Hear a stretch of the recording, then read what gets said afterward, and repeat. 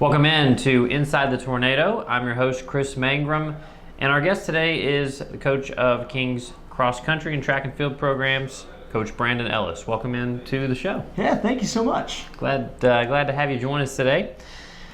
Help our viewers get to know you a little bit. What's one thing about you that we might be surprised to learn?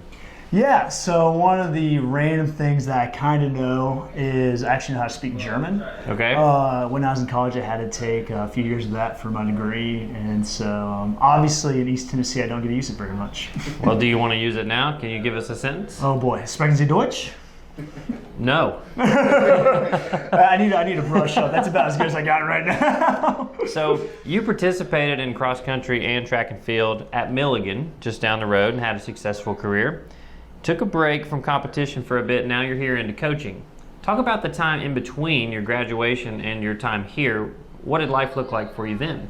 Yeah, so I actually moved abroad for a year and worked in a nonprofit and came back and started running post-collegiately, kind of working on that semi-pro lifestyle in the marathon. I did that for a few years, and actually while I was doing that, started coaching on the side. A few high school athletes and stuff like that. And thankfully I had the opportunity to move that passion into a full-time career. Sure.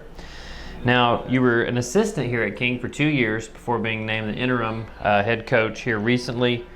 And boy, was that a successful season. You followed that up in your first season as interim head coach. You guys won the conference championship in women's cross country, and you were named conference coach of the year. Not bad for year number one. Mm-hmm.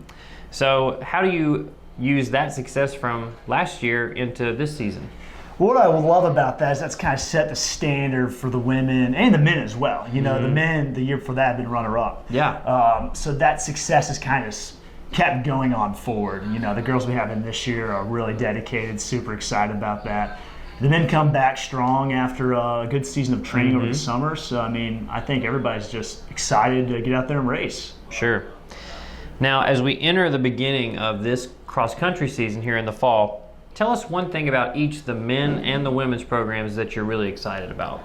Yeah, our women's team this year is really young. I think you have a lot of excitement from people moving up from high school, and then some guys coming back for their second year of racing after a really successful season, really. Yeah. And I think for the women, there's just this energy that you get with young teams that are like, let's go, chomping at the bit.